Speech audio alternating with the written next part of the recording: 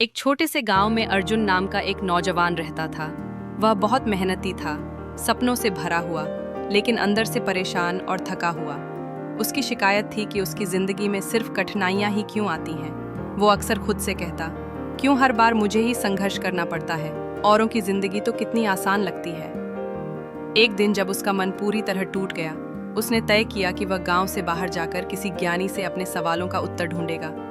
लोगों से सुना था कि एक दूर पर्वत पर एक वृद्ध साधु रहते हैं जो बहुत बुद्धिमान है।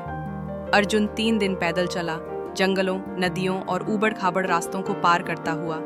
आखिरकार वह उस पर्वत पर पहुंचा और साधु जी को एक पेड़ के नीचे ध्यान मग्न देखा।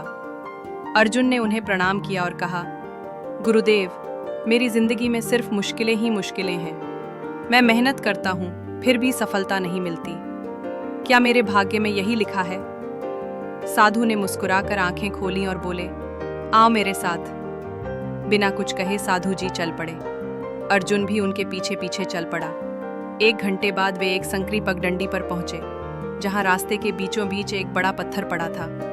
साधु बोले, इस पत्थर को रास्ते से हटाओ। अर्जुन चौंका। उसे समझ नहीं आया कि इसका क्या मतलब है, पर उसने कुछ कहे बिना प्रयास शुरू किया। उसने धक्का लगाया, फिर लकड़ी का सहारा लिया, फिर अपने पूरे बल से जोर लगाया। पसीना बहने लगा, हाथ कांपने लगे, लेकिन उसने हार नहीं मानी। आखिरकार 1 घंटे की मेहनत के बाद वह पत्थर थोड़ा सरकाने में सफल हुआ। जैसे ही पत्थर किनारे हुआ, साधु बोले, जरा देखो, इसके नीचे क्या है। अर्जुन ने नीचे झांका और हैरान रह गया। वहां एक छोटी थैली थी। उसने थैली उठाई, जिसमें सोने के सिक्के और एक पर्ची थी। उस पर्ची पर लिखा था, जो इस पत्थर को हटाएगा वही इसका हकदार है, राजा। साधु मुस्कुराए और बोले, यह राजा की योजना थी। उसने यह पत्थर जानबूझकर रखा था ताकि यह देखा जा सके कि कौन लोग कठिनाइयों से डरते हैं और कौन उनका सामना करते हैं। अधिकतर लोग इस रास्ते से लौट जाते हैं। कुछ लोग शिकायत करते हैं, लेकिन बहुत कम लोग हैं जो प्रयास करते हैं, और वही लोग असली खजाना पाते हैं, चाहे वो सोना हो या जीवन का सबक। अर्जुन अवाक रह गया। साधु ने कहा, तुम पूछते हो कि जिंदगी तुम्हें कठिनाइयां क्यों देती है? क्योंकि कठिनाइयां तुम्हें रोकने नहीं, तुम्हें सिखाने आती हैं। हर संघर्ष में एक छुपा हुआ सबक होता है, कभी कभी एक इनाम भी। अर्जुन की सोच अब बदल चुकी थी। जब वह गांव लौटा तो वही समस्याएं थीं, पर अब उसका नजरिया बदल गया था। जब फसल खराब हुई तो उसने नई तकनीकें अपनाई।